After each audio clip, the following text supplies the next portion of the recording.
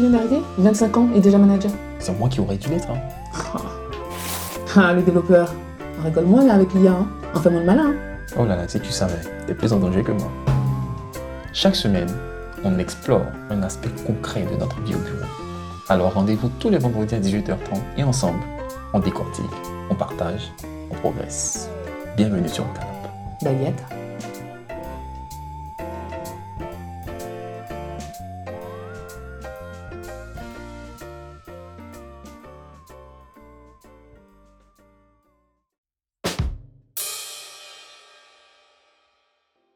Agathe, tu savais que les écoles pouvaient perdre leur agrément? Malheureusement, oui. Je savais. Mais c'est un problème, ça. Un grave problème. Parce qu'imagine que, enfin, tu es inscrite Oui. dans l'école, tu es en licence 3 Oui. ou en master 2, et puis pendant l'année, l'école perd son agrément. Qu'est-ce que tu deviens? Ton diplôme que tu es en train de préparer. Il devient caduc. Sérieusement? Non, il est pas reconnu. Même si ça se passe pendant l'année, là? Parce que quand l'année a commencé, oui, l'école était bien agréée. Elle avait l'agrément, bien sûr. Donc, pourquoi est-ce que là on coupe? Pourquoi est-ce que là on refuse? Parce qu'au début, elle était agréée. Oui. C'est sur cette base-là que je me suis inscrite. Exactement. Ou inscrite dans cette école. Exactement. Donc, tu ne peux pas, on peut pas venir me dire que non. Maintenant, en fait, il y a... Non, mais si en cours d'année, l'école perd son agrément, tu es d'accord qu'à partir du moment où tu vas avoir ta diplomation, tu vas avoir un diplôme qui n'est pas reconnu. On est d'accord ou pas? Non. Mais c'est chaud. Hein. Non, mais ça arrive beaucoup de fois. Enfin, auprès de beaucoup d'étudiants, il y en a pas mal justement qui s'en rendent compte, malheureusement, une fois le diplôme obtenu. Exactement. Parce Et que ça, c'est problématique. Hein. En fait, là, moi, c'est bizarre, je savais pas.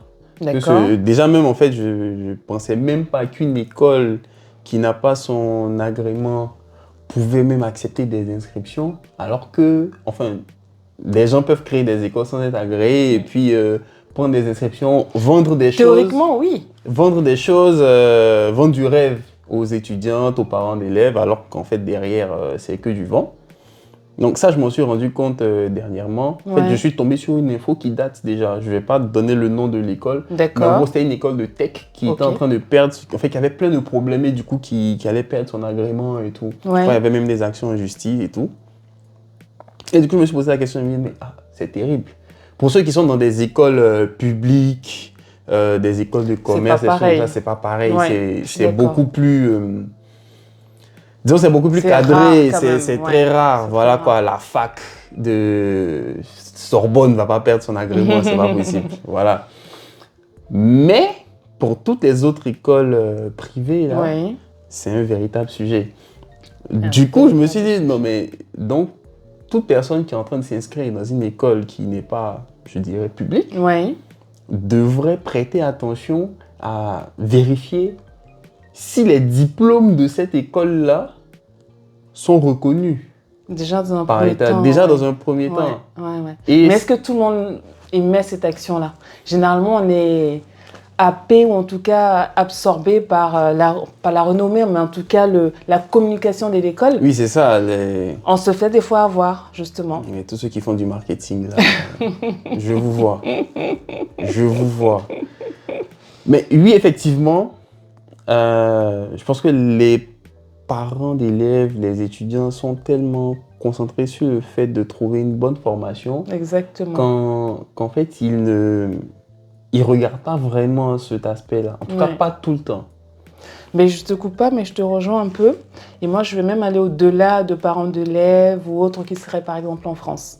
Moi, je prends l'hypothèse d'une personne qui est peut-être en Afrique subsaharienne ou qui a besoin de parfaire ses études secondaires.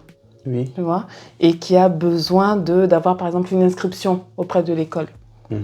Est-ce que tu penses que cette personne-là qui est pleine d'espoir, qui est pleine d'envie, va prendre le temps nécessaire d'aller vérifier si l'école a un diplôme qui est reconnu? En fait, ce que la personne va vouloir, c'est avoir son inscription pour pouvoir faire ses démarches administratives, venir en France et commencer à avoir une lueur d'espoir. Je ne sais pas si tu vois ce que je veux dire. Je comprends ce que tu me dis, mais je veux un peu à contre-courant de ça. Parce que moi, je me dis, à partir du moment où tu cherches quand même une formation, que c'est ça l'objectif principal, c'est ça ton projet initial, les gens vont me détester pour ça, mais si c'est ça ton projet initial, alors tu prêtes attention à où tu vas partir à l'école. En fait. Ah, c'est facile à dire. C'est une question. Non, mais surtout, c'est vraiment facile à dire. Surtout que justement dans les personnes qui viennent de l'étranger, en particulier d'Afrique subsaharienne, par exemple, les problèmes de diplômes non reconnus, ça existe. Bien sûr. Donc, je ne sais pas pourquoi. Après, oui, peut-être qu'ils ne s'imaginent pas que ça puisse exister ici également, mais ça existe. Donc, moi, à partir du moment où c'est un projet qui est bien ficelé, je pense quand même que tu essaies. De vérifier, quoi. Après, est-ce que tu as les informations? Est-ce que tu trouves les informations? Ça, c'est une autre question. Certains diront que tout est disponible sur Internet. D'accord. Mais souvent, ce n'est pas évident de retrouver le bon site ou retrouver la bonne information. Ok. Mais là, pour le coup, je m'arrête sur ce point-là. Comment est-ce qu'on peut vérifier qu'une école est agréée pour délivrer un diplôme? De premier abord comme ça? Ouais. Disons, par exemple, moi, j'ai fait mes études... Bon, c'est une école publique. J'ai fait mes études à l'ENSET, à Toulouse. Comment est-ce qu'on peut vérifier que les diplômes de l'ENSET sont reconnus? Mais généralement, la première étape, ça c'est je le conseille à tout le monde, c'est d'aller sur le site France Compétences. France Compétences, ok. Sur France Compétences, on a la possibilité justement d'avoir tous les diplômes qui sont soit en cours de validité, soit inactifs. Et ça te permet au moins de savoir, de connaître ton école et de savoir si ton diplôme sera reconnu. Ça, c'est la première étape. Et on ne le fait pas systématiquement. Mais tout est relayé au niveau d'Internet. Et en plus, sur ce site-là, c'est un site du gouvernement. Et c'est plutôt très clair. Donc, il suffit juste de taper le nom de l'école et tu as justement toutes les données sur les diplômes, la validité et les dates d'agrément. Et donc là, déjà, ça te rassure dans un premier temps. D'accord. Donc, c'est le premier conseil que je peux donner. Ça, il faut le noter. France Compétences, on vous mettra le lien en description. France Compétences pour vérifier que l'école que vous allez rejoindre, que vous souhaitez rejoindre, délivre des diplômes qui sont reconnus par l'État. C'est clair. Maintenant, dis-moi. Là, on a parlé de la personne qui va intégrer l'école, qui cherche une école. Disons que pour cette personne-là, pour peu qu'elle ait fait ses vérifications, cette personne-là ne va pas entrer dans une école dont les diplômes ne sont pas reconnus. D'accord. Prenons le cas de la personne qui est déjà dans l'école, qui est en année de diplomation. Parce que bon, on peut tout à fait se dire aussi que si on est en L2 ou L1 ou M1, c'est pas une année de diplomation, donc on mise peut-être sur l'année suivante pour changer d'école. Quoique je sais pas, peut-être qu'il peut y avoir des complications là, mais on peut partir sur ça. On prend cette hypothèse-là. Mais quelqu'un qui est en M2 ou en L3, en cours d'année, problème, les diplômes, l'école perd son agrément. Qu'est-ce qui se passe? Moi, déjà, je me demanderais si l'école a pris le temps de prévenir la personne. Parce que normalement, quand l'école perd son agrément, elle doit vous prévenir pour que vous puissiez faire les démarches nécessaires ou pour qu'elle puisse trouver une solution adéquate par rapport à la problématique là, de diplôme. Donc déjà, il faut en fait se demander si l'école a fait les démarches nécessaires ou au moins se rapprocher de l'école pour savoir ce qu'il en est. Mais il ne faut pas attendre justement le dernier moment. Oui, non, mais là, pour moi... Tu n'es pas censé le savoir à la fin de ta diplomation, cette information. Oui, mais c'est l'école qui doit avertir. Exactement. Parce que les étudiants, dans ces années-là, bon, je pense qu'ils sont en train de chercher des stages, ils sont en train de travailler leur partiel, ils sont occupés à autre chose que regarder, je sais pas, le bulletin officiel pour savoir que telle école ou telle école a perdu son agrément. Donc, est-ce que l'école a une obligation d'avertir les étudiants dans ce cas? Elle a une obligation d'avertir, exactement. D'accord. Et là, non seulement elle a une obligation d'avertir, mais également elle doit trouver les solutions adéquates. C'est-à-dire que soit trouver un autre diplôme qui est là pour le coup reconnu, ou même faire un transfert carrément d'école, parce que l'erreur vient de... Enfin, l'erreur, en tout cas, le défaut d'agrément vient de l'école. D'accord. Donc, c'est à l'école de trouver une solution. D'accord. Théoriquement. Ok. Donc, ce que tu nous dis là, c'est que dans l'éventualité où votre école perdrait son agrément Oui. pendant l'année scolaire, Oui. pour une raison ou une autre, l'école est censée vous avertir tous ces étudiants de ce qui se passe Bien au niveau sûr. de ces agréments. Et également est censée proposer des solutions aux étudiants concernés, aux étudiants impactés, pour que ceux-ci ne se retrouvent pas en fin d'année avec un diplôme caduc. C'est ça. Donc, de ce que j'ai compris, ça peut se formuler sous la forme de changement de filière. S'ils ont d'autres filières qui sont reconnues, d'autres diplômes qui sont toujours reconnus, eux, ça peut aussi... ils peuvent aussi proposer des transferts d'école. Bon, pour ça, il faut qu'eux s'entendent avec d'autres écoles pour pouvoir faire le transfert. Tout à fait. Mais dans tous les cas, l'école doit proposer des solutions aux étudiants qui sont impactés par la perte d'agrément. Et si, par hasard, l'école ne répond pas favorablement, ou en tout cas ne prévient pas, les étudiants aussi peuvent se diriger vers le rectorat, par exemple, ou le ministère de l'Enseignement supérieur, qui là va pouvoir leur proposer d'autres écoles, ou au moins valider les acquis partiels qu'ils ont eus pendant la période où l'école avait son agrément, pour pas tout perdre d'un coup et se retrouver à tout recommencer dès le départ. Donc ça peut être pas mal aussi, de se retourner vers ce type d'organisme. Bon, faut fouiller un peu, hein. Je me dis que ce type de démarche-là, ça doit être lourd. Mais quand tu n'as pas le choix, entre ça et perdre complètement ton diplôme, complètement ton année... Pour les étudiants, ça ne doit pas être, évident. Et puis moi, je me dis aussi que l'école peut les rembourser aussi, en fait. Non, mais... Quand tu payes ton école comme ça et qu'à la fin, tu n'as pas souvent, je pense que s'ils ne sont pas contraints par la justice, le remboursement, tu peux rêver. Hein. Parce que si il n'y a pas une ordonnance du tribunal qui impose le remboursement, ils ne le feront pas. Ils expliqueront, ils essaieront de proposer des choses, même si ce n'est pas intéressant. Et à la fin, ils diront qu'eux ont joué leur part, ont fait leur part du travail. Ils ont proposé des solutions et que les étudiants, ceux qui voulaient ont pris, ceux qui ne voulaient pas n'ont pas pris. Ça, c'est dans l'hypothèse où ils trouvent des solutions. Exactement.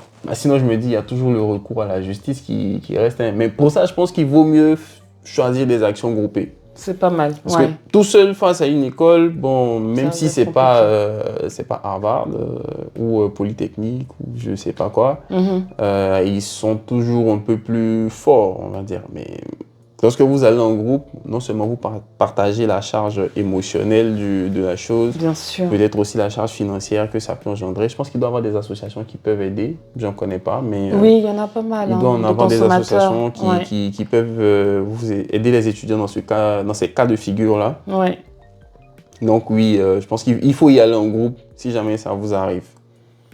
Mais moi, en fait, je reste toujours sur mon exemple du départ. Imagine-toi une personne qui a réussi à venir en France, qui a fait ses études, qui a eu son diplôme, qui doit faire son changement de statut, qui a son contrat en CDI, et là, l'entreprise se rend compte que le diplôme n'est pas reconnu.